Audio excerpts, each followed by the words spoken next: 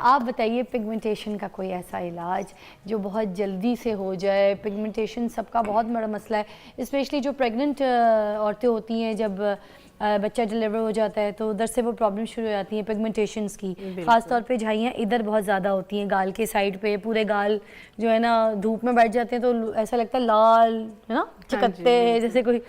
ऊपर से अगर फार्मूला क्रीमें उनको ख़त्म करने के लिए यूज़ की हुई हैं तो स्किन जो है वो बिल्कुल बैरियर ख़त्म हो चुका है और स्किन इतनी रेड और सेंसिटिव हो चुकी है कि आप किचन में जाते हैं तो आपको बर्निंग हो रही होती है, पसीना आ गया। फार्मूला क्रीम के लिए मैं कहती हूँ हर सस्ती क्रीम जो 250, 300, 400, 500 ये 600, 650 की कीमत में आती है, वो सारी फार्मूला क्रीम होती है जो कहते हैं ना हम आपको ग्लो दे देंगे, हम आपको वाइटनिंग इफेक्ट दे देंगे, ऐसा कुछ नहीं होता। उसके ऊपर 5-5, 7-7 क्रीमें सारी मिक्स कर लेनी है, वो एक केमिकल दूसरे को रिएक्ट कर रहा होता है तो वो क्या से क्या हो जाता है। तो बहरहाल जिस तरह से आंवला की बात की, आजकल फ्रेश आंवला है मार्केट के अंदर, हल्दी जो है वो फ्रेश है, no doubt vitamin C antioxidant है आपकी स्किन के लिए, आपकी हेल्थ के लिए, और आपकी बॉडी उसको डेली बेसिस पे आपको ज़रूरत होती है, आपकी बॉडी उसको जो है वो नीड होती है, सेफ़ नहीं होता विटामिन सी, तो डेली बेसिस पे जो है वो लेना ज़रूरी है।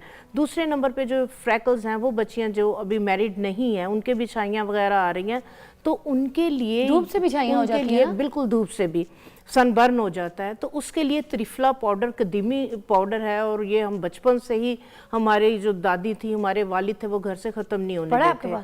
तो नहीं, इस टाइम नहीं पड़ा। अच्छा। मैं रेसिपी शेयर कर देती हूँ कि जैसे मौसम, त्रिफला पाउडर जैसे मौसम चेंज हो रहा है तो उसके अंदर आप लाजमी तौर पे जो है ये बच्चों को भी दें, सब ले सकते हैं। उसमें आंवला, हरीड़ और भेड़ा, ये 3 पाउडर हर्ब्स हैं, इनको ड्राई करके अपन सारी की दुकान पे जाएंगे वहां से भी मिल जाएगा। उन्हें कह दें कि त्रिफला पाउडर दे दे, तो ये जो त्रिफला पाउडर है फुल बॉडी आपकी जो है वो डिटॉक्स करता है। आपके अगर कोई किडनीज में इशू है, लिवर में है, कॉन्स्टिपेशन की वजह से जो है वो बच्चियों को एक्नी वगैरह इस तरह के इश्यूज हो रहे हैं, तो उसको जो है वो आप शहद के अंदर मिक्स करके रख लें। अगर 1 कप वो 1 कप शहद डाल के वो एक मजून सी बन जाएगी। सुबह उठते साथ आधा कप जो है, आधा चम्मच उसका खाएं, और नीम गर्म जो है वो आप पानी का गिलास आप साथ ले लें। अच्छा, पिगमेंटेशन के लिए पिगमेंटेशन, आपकी एक्नी, आपकी स्किन, आपकी हेल्थ, आपके मूड स्विंग, आपको चिड़चिड़ापन हो रहा है, सारे टेस्ट करवा लिए, आपको समझ नहीं लग रही कहाँ पे क्या मसला है, ये सारी चीज़ों को जो है वो आपके ट्रीट करेगा। इसको आगे अगर कोई मैं बेनिफिट इसके नहीं बता सकी तो आप प्लीज डॉक्टर साहब, नहीं, हम आपके इसी बेनिफिट्स को समझ गए। हम बचपन से खाते आ रहे हैं, क्योंकि वही बात कि आपकी असल खूबसूरती इंटरनल है, अंदर है। मैं कोई टोटका बता दूं कि छाइयों के लिए ये लगाएं, रगड़ते रहे, वो स्किन आपकी और खराब करेगा बेहतर होने की बजाय। अगर आप ये यूज करना शुरू कर देंगे, आपको कोई व्हाइटनिंग क्रीम की जरूरत नहीं पड़ेगी, अंदर से आपकी जो है वो छाइयाँ वगैरह साफ होंगी, खून को साफ करेगा, और आपकी कोई भी एक्नी के कोई भी इश्यूज है इस ये सब के लिए नहीं जी, ज़बरदस्त। अच्छा, हम अभी ब्रेक लेंगे, ब्रेक से वापस जब आएंगे तो हम यहाँ पर हमारे जो हर्बलिस्ट हैं उनसे एक चीज़ ज़रूर पूछेंगे। चाय की तो बात हो गई, ये कॉफ़ी भी जो है ब्लैक कॉफ़ी, ये वेट कम करती है और स्किन के फैट को साफ़ करती है और फिर स्किन को पतला भी कर देती है। कॉफ़ी का भी बता दें जी। कॉफ़ी देखें, बेसिकली कैफ़ीन हमारी बॉडी में रिक्वायर्ड होती है, ज़रूरत भी है। हमारे यहाँ एक बहुत बड़ा अलमिया ये है कि लोग कॉफ़ी जो है ना मग में पीते हैं, कॉफ़ी को कप में पिया जाए। Cup and mug, like cup like छोटा, जस्ट लाइक ये मग है, ठीक है, ये बहुत बड़ा, ओके, कप छोटे होते हैं, ठीक है। आप 2 टाइम्स बीडी डोज में ले लें कॉफी, तो वो आपको सूट करेगी। What kind coffee, milky coffee और विदाउट लाइक? देखिए असल जो है ना मिल्की कॉफी भी फायदेमंद है, लेकिन जो नॉर्मल कॉफी है ना डायरेक्ट, वो आपकी बॉडी के असाब को भी मजबूत करती है, लॉस ऑफ मेमोरी को भी ठीक करती है, और इसकी सबसे बड़ा फायदा ये कि इम्यूनिटी को इन्हांस करती है, और आपकी बॉडी में वाटर टेंशन, जो लोग मोटापे में ओबेसिटी होती है जिन्हें वाटर टेंशन की वजह से, उसको भी ठीक करती है। अच्छा, तो twice it's fine, twice 1 cup twice a day BD dose में, यानी इसको एज अ मेडिसिन ले लें या एज अ डाइटरी सप्लीमेंट ले लें, फायदेमंद चीज़ है। आप क्या कह रहे थे? मैं इसमें ये ऐड करना चाहता हूँ कि जो कॉफ़ी है इसमें कैफ़ीन होती है, और ये कैफ़ीन एक्ट ऐसे करती है जैसे अगर किसी को कमज़ोरी महसूस हो रही होती है ना, तो हम कहते हैं इसको कुछ चीज़ पिलाएं ताकि इसके जिस्म के अंदर एनर्जी आए। वो एनर्जी जो होती है वो हमारी बॉडी के अंदर बेसिकली एडिनोसिन प्रोवाइड करती है, एटीपीज़ वो बनाती है। वो एडिनोसिन और कैफ़ीन दोनों का सेम इफ़ेक्ट होता है, और ये हमारी बॉडी में जाके क्या करती है, अलर्टनेस करती है, हमारा मेंटली हम अलर्ट हो जाते हैं। जैसे हम कॉफ़ी पीते हैं मेंटली अलर्ट उस तरफ आते हैं। दूसरा ये हमें करता है कि हमारी जो नर्वसनेस है उसको कंट्रोल करती है। और थर्ड इसका जो इफेक्ट है वो ये कि ये हमारी ओवरऑल बॉडी को जो है वो सूदिंग इफेक्ट देती है, एनर्जी प्रोवाइड करती है। इसलिए जैसे ही हम कॉफ़ी या कैफीन से रेलिवेंट कोई चीज़ लेते हैं तो हमारी बॉडी जो है वो एक एक्टिव फॉर्म के अंदर जो है वो आ जाती है। लेकिन हर चीज़ की अपनी एक लिमिट्स होती हैं। इसको अगर हम ज़्यादा मिकदार में इस्तेमाल करेंगे तो चूँकि ये कॉन्स्टिपेटिव इफेक्ट लेके आती है, तो ज़्यादा पीने से इससे कब्ज़ रहना शुरू हो जाती है। और दूसरी एक चीज़ ये है कि इसकी एडिक्शन डेवलप हो जाती है। हमारी बॉडी जो है वो फिर रिक्वायर्ड करती है कि जी इतनी मिकदार में वो मुसलसल फिर वो लेता चला जाता है। तो ये कॉफ़ी एडिक्शन भी डेवलप हो जाती है। इसलिए जैसे हकीम साहब ने बताया, बिल्कुल ज़बरदस्त चीज़ है कि उसको आप मुनासिब मिकदार में इस्तेमाल करें, 2 टाइम इस्तेमाल करें, ताकि आपकी बॉडी में जो रिक्वायर्ड कंसंट्रेशन है वही आए, एक्सेस ना आए। इससे ब्लड प्रेशर और इन सब चीज़ों का कोई ताल्लुक नहीं है, शुगर अगर आप मुनासिब मिकदार में इस्तेमाल करेंगे तो नहीं।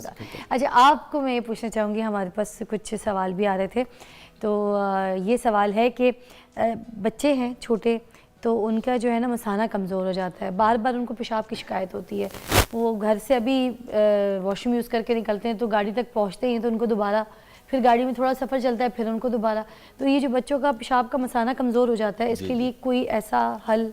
जी बिल्कुल, ये बड़ा एक छोटा सा एक टोटका है जो बड़ा कामयाब है। जिन बच्चों को पेशाब ज़्यादा आता है या बेड वेटिंग है, बिस्तर पे कर देते हैं, बल्कि बच्चे के अब तो बड़ी उम्र तक वो चले जाते हैं, टीन एज में भी वो बीमारी ख़त्म नहीं होती। अच्छा। इसके अंदर ना 3 चीज़ें हैं। एक सफ़ेद तेल जिसको हम कुंजत भी कहते हैं, दूसरा कलौंजी और तीसरा शक्कर।